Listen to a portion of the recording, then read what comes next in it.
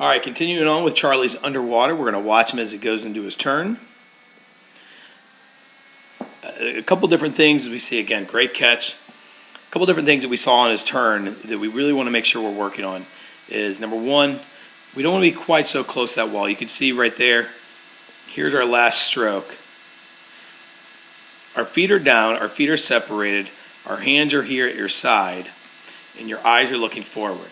So Charlie, when we're getting into your turn, what you want to do is have your feet more on top of the water, so it's a little bit more smooth of a turn over to your stomach. Number two, your eyes are down. And then number three, your hands should be at your hips. So as you start that pull, as your hand goes all the way down, once it gets to your hips, hold them there, turn your palms down, and then throw that water towards your face as you bring your legs over. As you watch your legs start to come over here, you're going to see your right leg is up, your left leg is down, and you're kind of bringing your legs over separately. You're not really letting them come over together. You're kind of kicking to bring them up, and then you just kind of bring your knees in.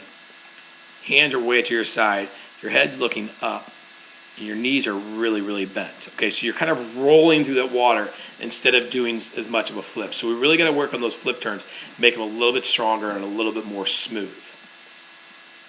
As we hit that wall, your feet are really low, your hip is high, and your eyes are looking back here at the wall. The thing we saw that we like the streamline. You've got your hands in the right streamline. We just got to lay that head into those arms and then make sure those feet are a little bit higher so that when we push off, we want to push down, and then we'll start coming up with those dolphin kicks, okay? So don't let those hands, it's a lot of yellow lines there, I know. Don't let those hands go quite so much out. As we start to push off the wall, you can see that your head's still looking back at that wall, which means you're causing a lot of drag there.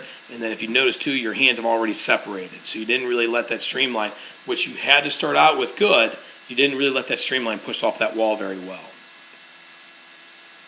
Start a couple dolphin kicks, that's good. So you did two.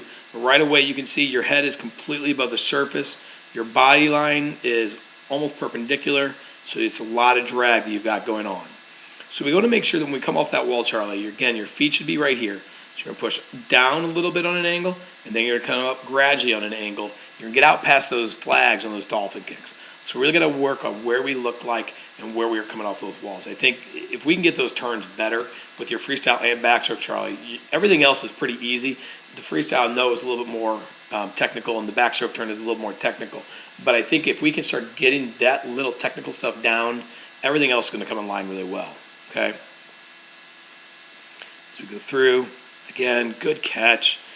Right here you kind of see your head is still, you're still looking back towards the wall here. You kind of see your head just drop back. Once you start dropping back, then you're going to get your hips up a little bit better. So let's get that head back a little bit earlier. Hips will come up just fine. Okay? Good job, Charlie.